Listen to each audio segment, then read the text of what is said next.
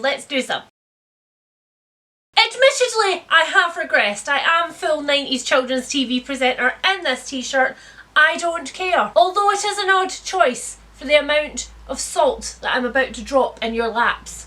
Oh crap, wait, I didn't do the thing. Hi guys, it's Leanne and welcome back to my first tops and bottoms video for a while. If you're new here, tops and bottoms is the way that I tell you about the books that I've really loved during a month and the books that I have not so, the bad books, the one I just don't read them. Okay, that was already incredibly salty. Let's dial it back a little bit to start with, shall we? This month I have two books that I absolutely freaking loved. I will push on anybody, everybody must read them. And then I have one book that I just don't, I DNF'd it. It was a DNF. I don't know, I still don't know what I read. It was a DNF. And then I have one middle book that I don't know what I think of. I don't know what my opinion is, so I can't tell you guys. I'm just going to ramble about it a bit because I'm conflicted.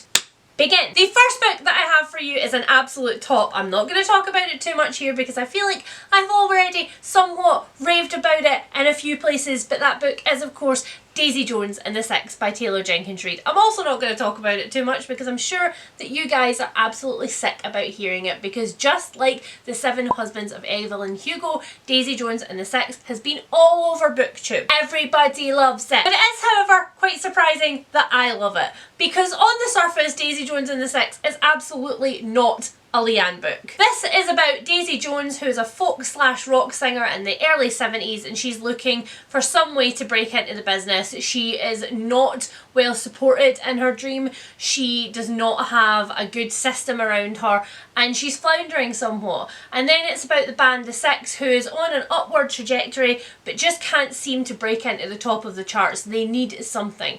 And the two come together in quite an explosive way and make an album. And this book is literally about that. So why did I like it? I don't know. I hate music narratives. I absolutely hate them. I'm not interested in the music scene. I like the music that I like, but in a very sort of not knowledgeable way. Musical narratives really don't work for me, and in fact the whole tortured artist trope where we spend a lot of time talking about a piece of music or a piece of art or a book that doesn't actually exist but is referenced to again and again and again throughout a novel just really sets my teeth on edge. I just don't like it. The only thing that this book really had going for it on the surface was that it was completely told in interviews. There will be a bit that tells you what point in the band's career this is, and then the rest of it is completely told in interviews between the characters, so there's no actual prose description.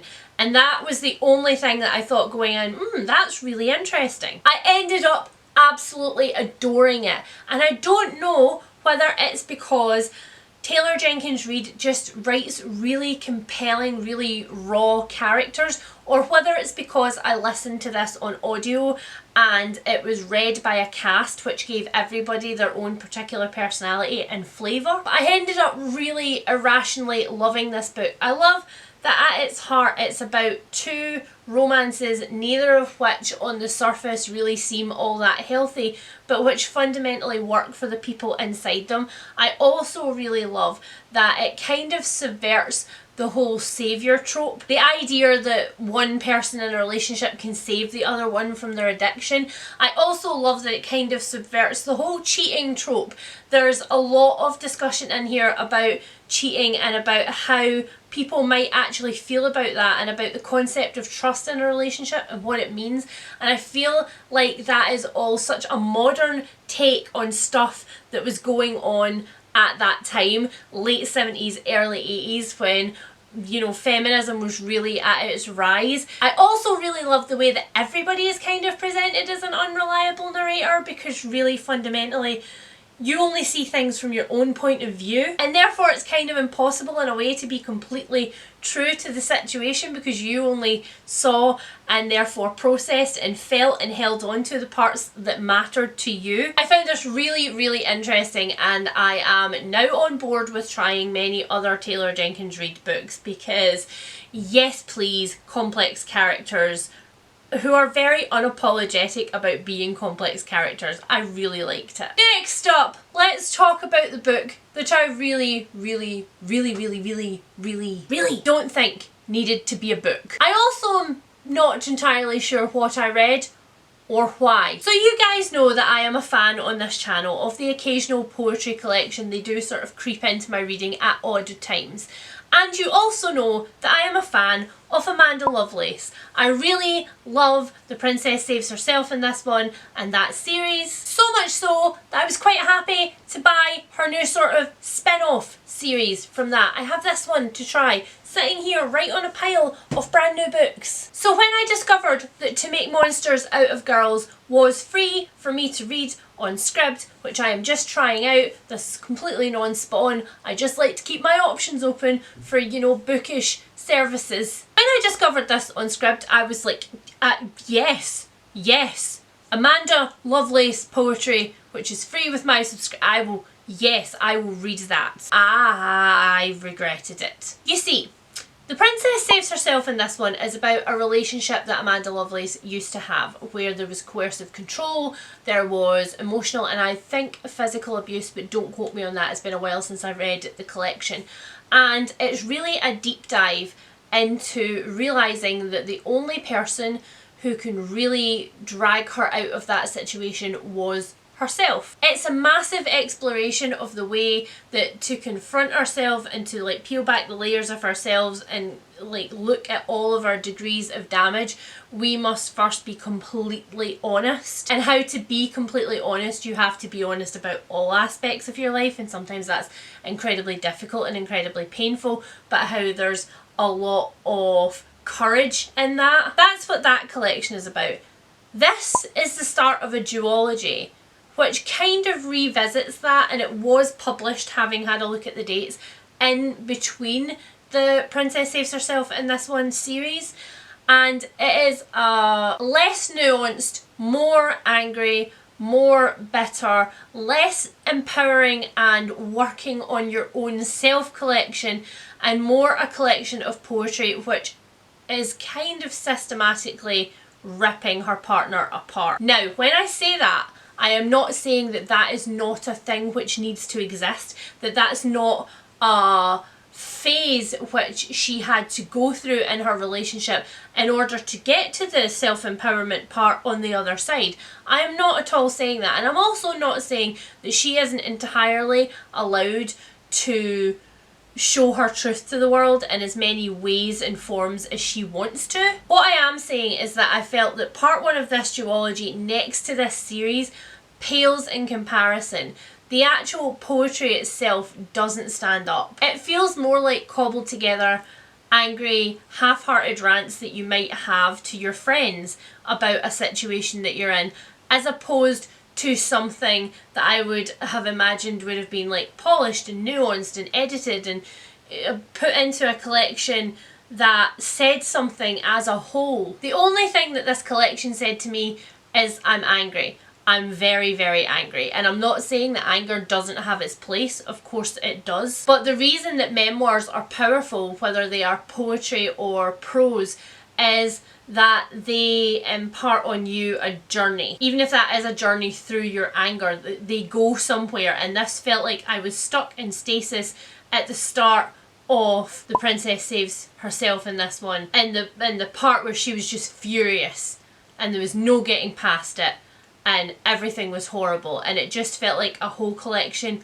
of that. And of course it's always a weird position to be in as somebody who reviews books, when you look at somebody's personal life experience and you say, well, this wasn't good. I think it's important to remember that you're not critiquing the person, you're not critiquing their feelings or their situation, you're not saying that you don't believe them, but you are saying that the piece of literature that they produced discussing it is not to your taste or the best piece of literature out there. Oh, to end on a high note or to end on a note, what shall we do? This is the kind of time when I wish you guys were right here and I could be like, okay, let's talk about this as a tale of two parts.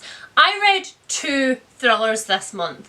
Both of them were highly, highly anticipated thrillers by me. They were total Leanne books. Their entire premise said that they were for me, and one of them really, really was, and it was just amazing, and the other one...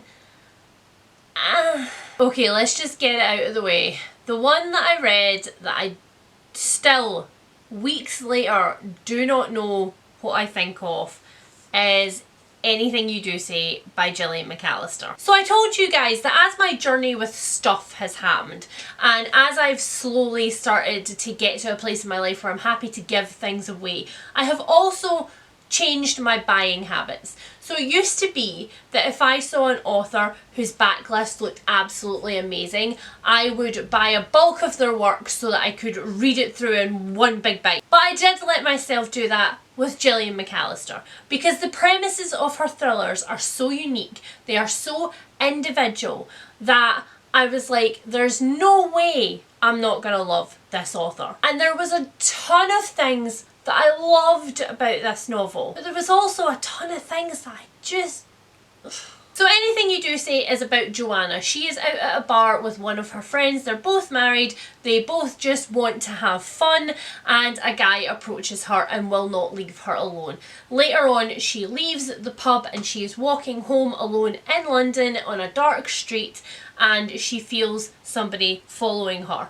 She then is convinced that it is the guy from the club and that he has tracked her down where she's on her own. There's nobody around her. She can't get any signal on her phone.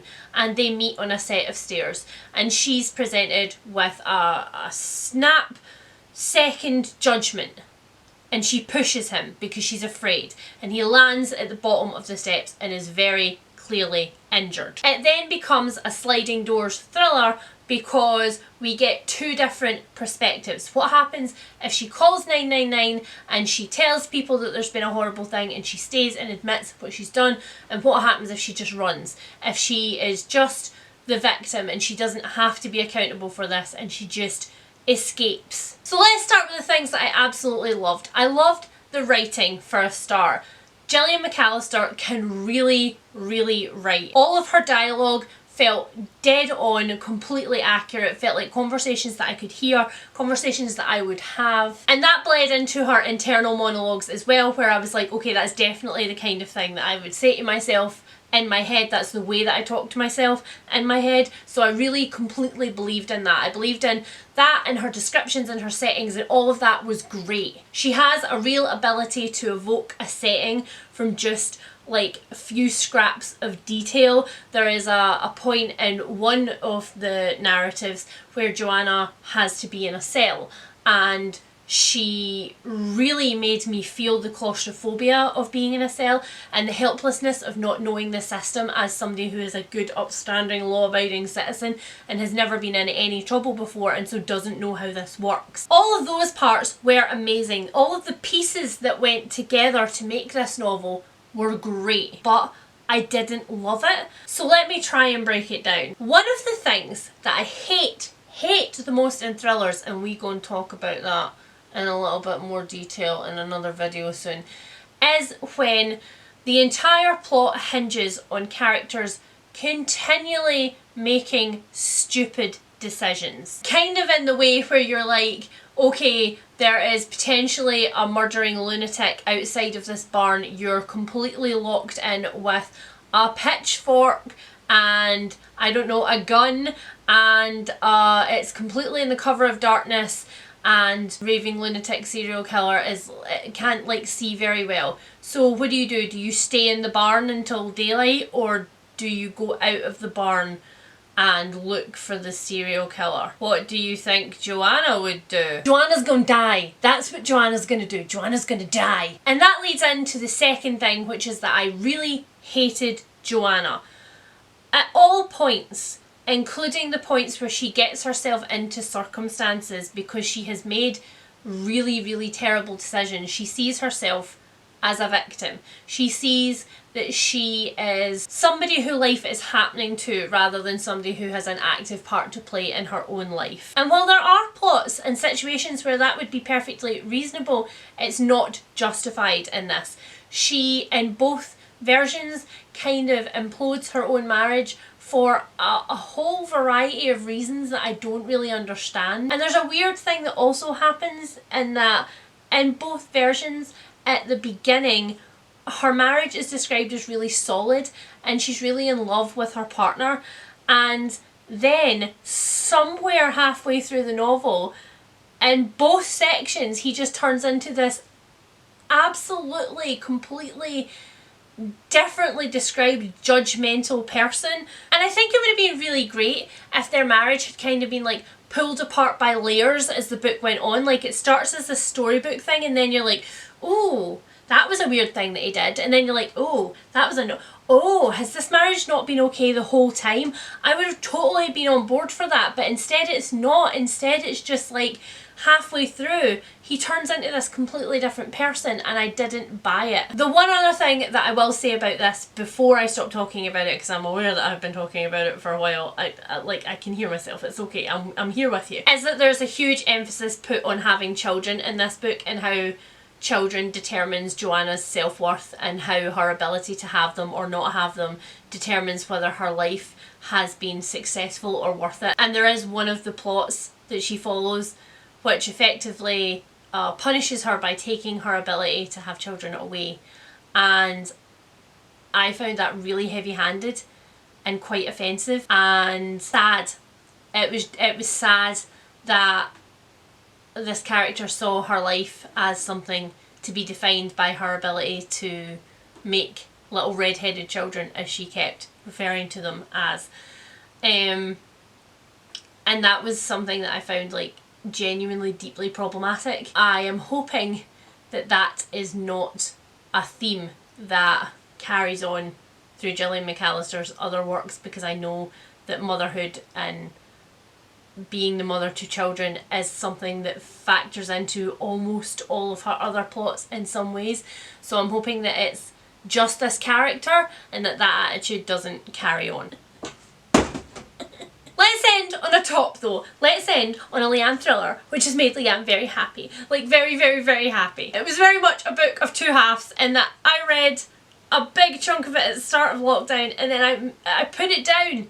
And I couldn't make myself pick it back up because I was like, the first half of it was so good. Surely the second half of it can't possibly also be that good. And my brain did this dumb thing where it was like, well, we're not going to finish it. And then we're never going to know. And then you won't ever be disappointed. And I wasn't disappointed. So brain, you suck. And the book that I am talking about is The Family Upstairs by Lisa Jewell. I freaking loved it. And I finished it because so many of you are like, have you finished it yet? But have you finished it yet? But was it good? But we want to pick it up. But is it good? But have you finished it yet? So yes, I have finished it. And yes, it was glorious. And yes, everybody needs to pick it up. This is a book about Libby, who at the beginning of this novel turns 25, and she receives a letter from a solicitor to let her know that she has inherited a rather large house on one of London's most fashionable streets. But the house on Cheyne Walk comes with a whole host of family secrets that she didn't expect. She knew that she was adopted, and she knew that she was adopted in some strange circumstances, but she didn't realise that she was the child Serenity Lamb, who was found perfectly healthy and very happy in her crib on the top floor of this huge fancy house, where 3 people were thought to have, in a cult suicide pact, killed themselves and left her. Then this novel splits into 3 parts, and it is just, oh, the weaving together of all of the parts of this novel. I cannot tell you how masterfully it was done. So we have Libby's section, where Libby is in the present day finding out about this house. And then we have another section from another girl's point of view. Lucy is in France. She is homeless, walking the streets with her 2 children and her dog, and she gets a text alert on her phone to say the baby is 25. And she starts the long process of trying to get back to England because she knows that Libby is going to be going to the house. And then there is another perspective, the perspective who we don't actually get the name of for a very long time, so I am not going to spoil it, but that perspective is set at the time when all of this was happening. I was so freaking invested in every one of the characters in this novel. There were just several points where I was like, I hope everything works out for the best because I like you so much. Lucy and Libby were two of the best people to follow. I was so rooting for both of them to come together and to finally discuss everything that had happened in their past at that house. It felt like, though, that there was a small reveal almost every chapter, and that's what I love in a thriller. I don't need the big pacey twists, although there's plenty of those in this book, but I don't need that. But I need to be drip fed all these little things that make me go, ooh, but what is happening now? How does that person know that person? Why is that a thing? Every chapter was like putting another piece into a jigsaw, and it was so satisfying. And of course we know that I am not the person who goes into thrillers wanting to be able to guess the ending. I absolutely don't want that. I want to go in and be as ignorant and blind as I can until I get to the end of the novel. And this managed to do that. I didn't guess anything. But one of the best things was that this is actually told in kind of 3 acts. And in the second act, a massive bomb is dropped and you're suddenly like, oh, we're going there. And from then on, it's like fireworks. There's constantly something exploding and you're just like, I don't know where to look. I read the last like 150 pages of this, literally pacing up and down my living room. The dogs thought I was insane. I just couldn't. It was amazing. And it will not surprise you to know that I now own 2 more Lisa Jewels. It shouldn't surprise you to know that at all. So that's it. Those were my tops and bottoms for August. I am just so happy to be back being able to do tops and bottoms videos because I'm actually finishing books. I almost finished another couple of books for this, and then I was like, do you know what, it's probably a good thing that I didn't because I had a lot to say today apparently. So as always, if you read and liked any of the books that I've talked about here today, please do tell me in the comments. And if you read and hated them, you can tell me about that too. Although I have to admit, if it's about this one, I'm probably just gonna politely agree to disagree, like I do anything else in my comment section.